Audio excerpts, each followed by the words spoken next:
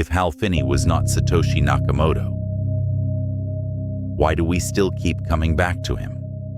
The beginning of Bitcoin is filled with clues, and those clues seem to point, almost strangely, toward one man, Hal Finney.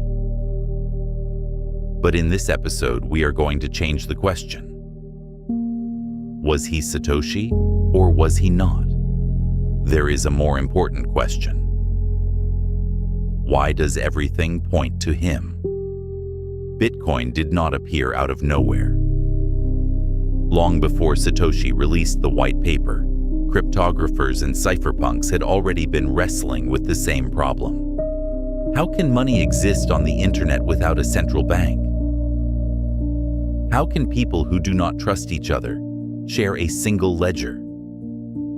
How can digital cash exist without being controlled by a government, a bank, or a company? Bitcoin was not the first attempt to answer these questions. If anything, Bitcoin was closer to the final assembly of decades of failed experiments and unfinished ideas. One of the first names to remember is David Chaum. Since the 1980s, Chaum had been researching privacy-preserving digital cash. His project, DigiCash, was one of the closest early attempts at true digital money. But there was one problem: a central server. Users wanted privacy, but the system still required trust in a company. Money had become digital, but trust was still centralized, and this is exactly the problem Bitcoin would later solve. Money without a center. Chaum built the dream. Satoshi made the dream work. Then there was Adam Back.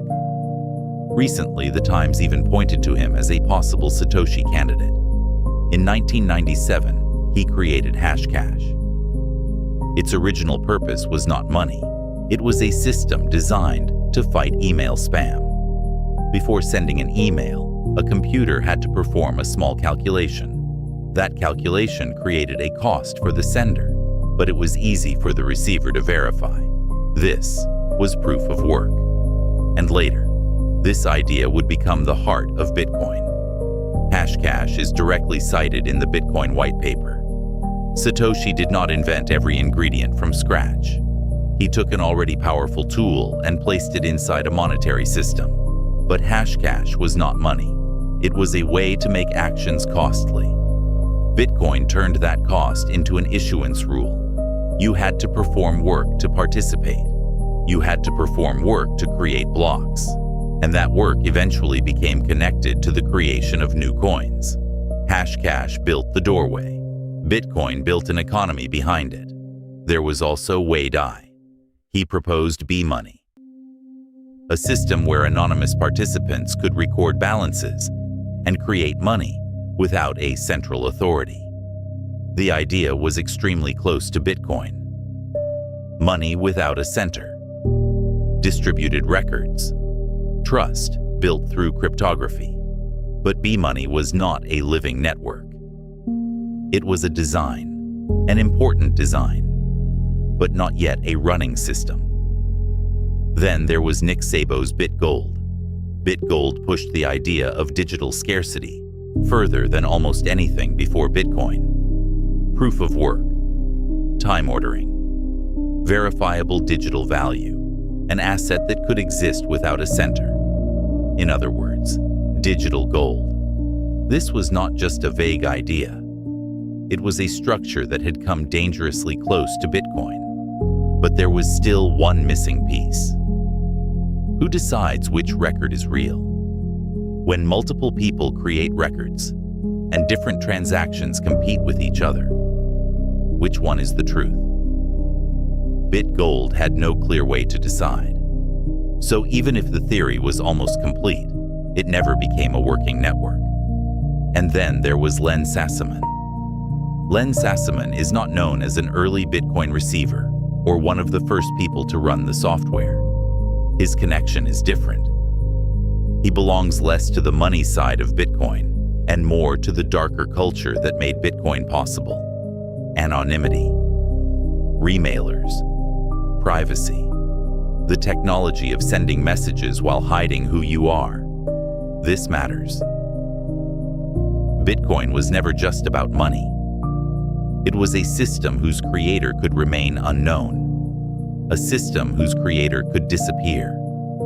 A system where the identity behind it could remain unconfirmed forever. Bitcoin is not only a history of money, it is also a history of anonymity. That is why Len Sassaman enters the Satoshi mystery from a different direction than Hal Finney. If Hal Finney is connected to Bitcoin's first execution, Len Sassaman is connected to the culture of disappearance. How do you create money? And how does the person who created it disappear? The Bitcoin mystery sits between these two questions. Now we have to return to Hal Finney. Hal Finney was not outside this history.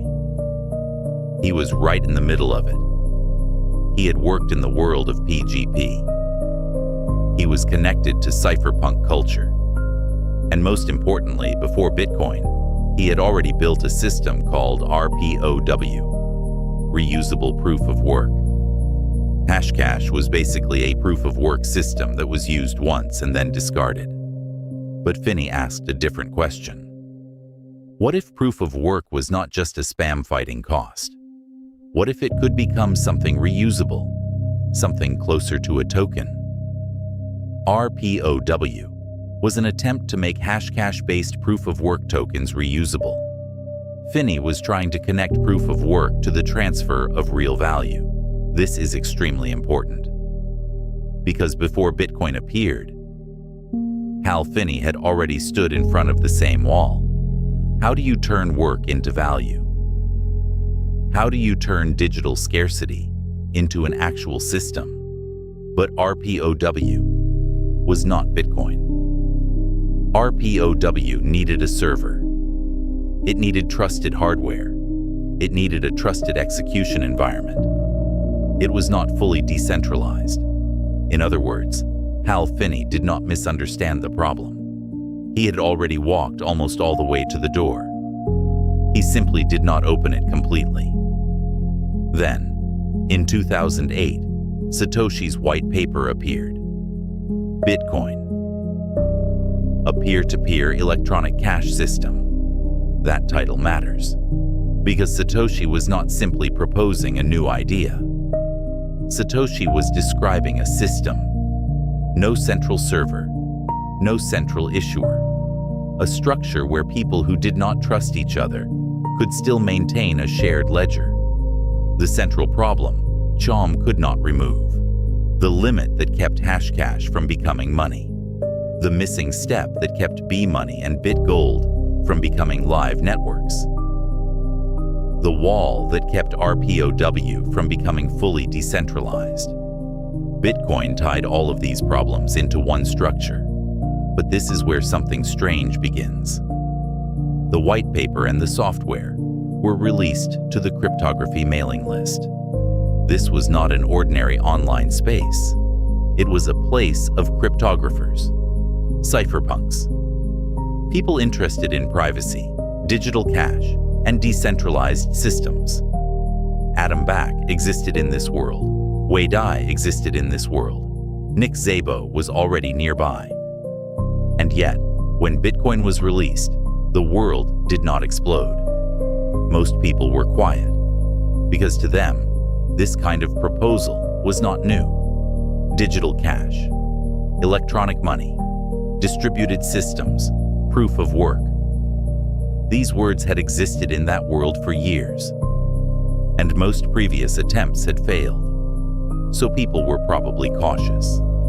Another experiment, another proposal, another unfinished system. That may have been how it looked.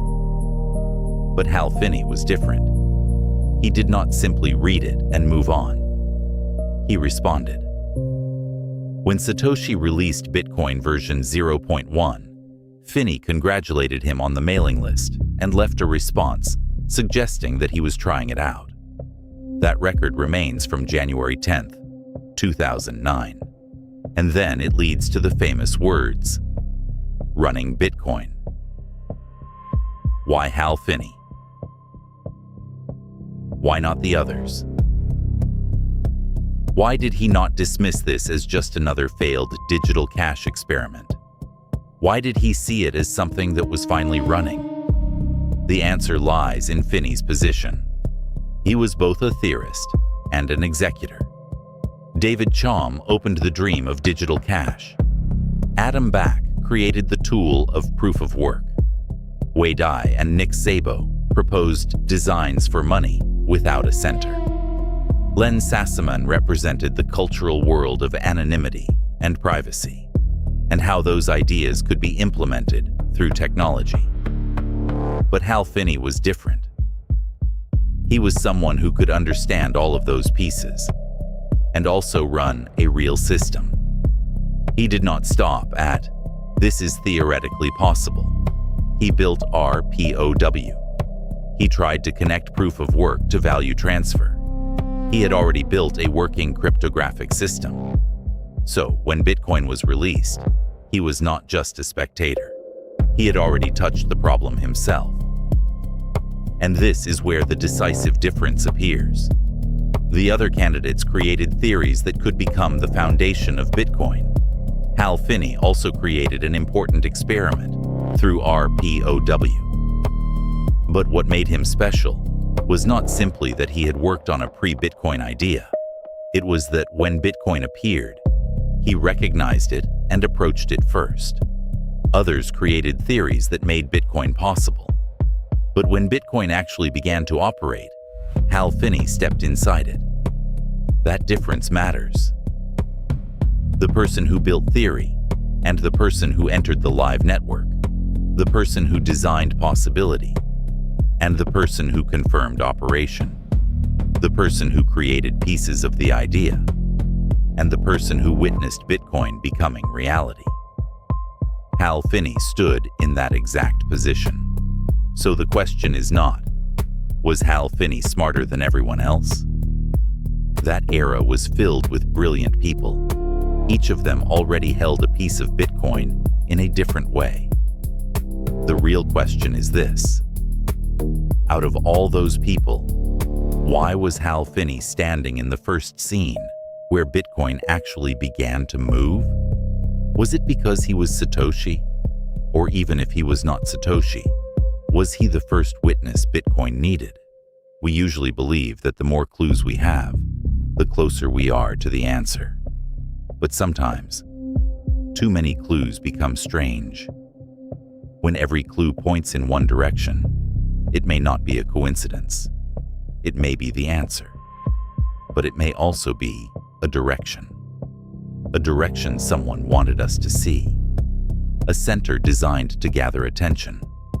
And in Bitcoin's beginning, that center was Hal Finney. If someone wanted to hide their identity, erasing every trace completely would not be the only way. In fact, erasing everything too perfectly might create even more suspicion. There is a stronger method. Create another direction for people to look at. And if that direction is convincing enough, beautiful enough, tragic enough, people will believe it. Hal Finney was exactly that kind of figure. He moved too quickly. He understood too precisely. He stood too close. And he carried a story that was deeply human. ALS. Silence. Optimism about the future. Cryonic preservation after death. He was someone who had long believed that future technology might one day awaken him again. Stories like that capture the imagination. Satoshi is too abstract, but Hal Finney is human. And people find it easier to believe in a face than in a name. Everything points to Hal Finney. Too naturally, too perfectly. That is why we do not doubt him. But that is exactly what makes it strange. Why do all the clues always point to the same person? Is that a coincidence? Or is it the direction we were meant to see? If this entire flow had been aligned toward one direction from the beginning, then Hal Finney may not be Satoshi. And the more disturbing possibility is this: He may have been the most perfectly placed figure for us to believe was Satoshi. He appeared too early. He moved too precisely. He stood at the center too naturally. That is why we do not doubt him. But maybe, for that exact reason, he should be the first person we question.